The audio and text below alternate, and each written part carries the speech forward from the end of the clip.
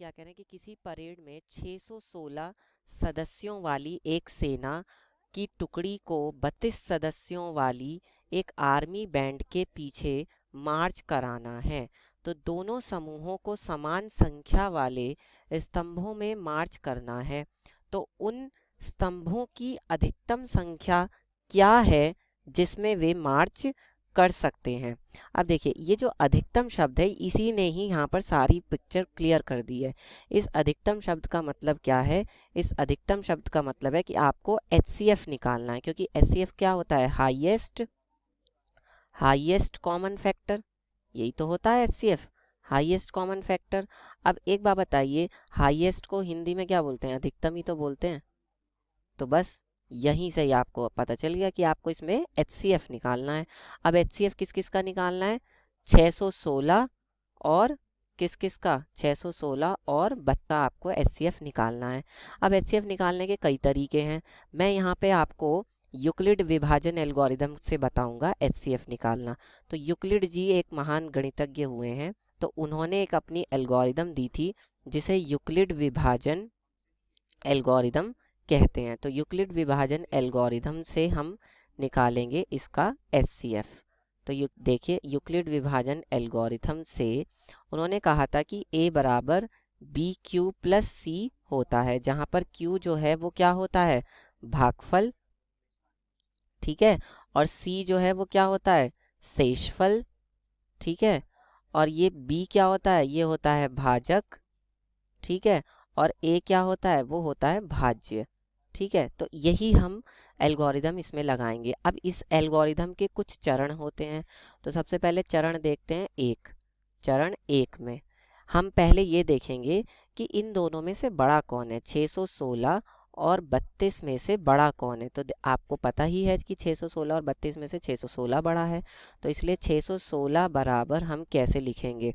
देखिए 32 से इसको मैं थोड़ा सा और इधर करके लिखता हूँ, क्योंकि फिर गड़बड़ हो जाएगी, ठीक है। तो इसलिए मैं पहले ही इसको इधर करके लिख रहा हूँ। देखिए 32 से मैं 616 को भाग दूंगा तो कितनी बार में जाएगा? 32 एकम 32। यहाँ से आपका कितना बचा? 11 में से 2 गए 9, ठीक है। और यहाँ पे क्या है? 5, 5 में से 3 गए 2, यानी कि 2 9, और एक आ गया 6। अब देखिए अब कितनी बार में जाएगा? 32 एकम 32, ये 9 बार में जाएगा तो कितना आ जाएगा? 288 आ जाएगा। तो ये कितना इसमें से आप इसको घटाएंगे तो कितना बचेगा? 8, ठीक है। तो यानी कि मैं लिख सकता हूँ 32 को मैं लिख सकता हूँ 32 गुणा 19 प्लस शेषफल कितना? 8। अब देखिए हम ये जो चरण हैं ये हम तब तक करते जाते हैं जब तक कि हमारे पास शेषफल जो है वो 0 ना आ जाए। अभी हमारे पास शेषफल 8 है। अब मैं क्या कहूँगा कि इस ये जो शेषफल 8 आया है यहीं पर इसी से ही मैं 32 को भाग दूंगा। ये जो 32 था यहीं पर इसी से ही 32 को भाग दूंगा। तो कितनी बार में जाएगा? 8 चौक 32, ये यहाँ पर कट गया और आपका शेषफल क्या आ गया? 0, ठीक है। तो हम यहीं रुक जाएंगे। इसका मतलब चरण 2 में कैसे लिखेंगे? 32 बराबर 8 गुणा 4 प्लस 0, ठीक है। तो ये जो 32 आया है, ये मतलब शेषफल 0 आया है, ये किसकी वजह से आया है? ये 8 की वजह से आया है। सबसे आखिरी बार में आप देखेंगे यहाँ पर, ये सबसे आखिरी बार में किसकी वजह से आया? 8 की वजह से आया है। तो इसका मतलब 8 ही आपका क्या हो जाएगा? HCF हो जाएगा। यूक्लिड विभाजन एल्गोरिथम यही कहती है कि जब आपका जैसे ही आपका शेषफल 0 आ जाए तो वो शेषफल जिसकी वजह से 0 आता है वही आपका HCF हो जाता है। तो यानी कि HCF जो होगा 616 और 32 का, वो क्या हो जाएगा? वो आपका 8 हो जाएगा। तो हम ये कह सकते हैं अतः जो अधिकतम स्तंभों की संख्या होगी, अतः स्तंभों अधिकतम स्तंभों की संख्या जो होगी वो क्या हो जाएगी? संख्या 4, और 4 नहीं, वो होगी 8।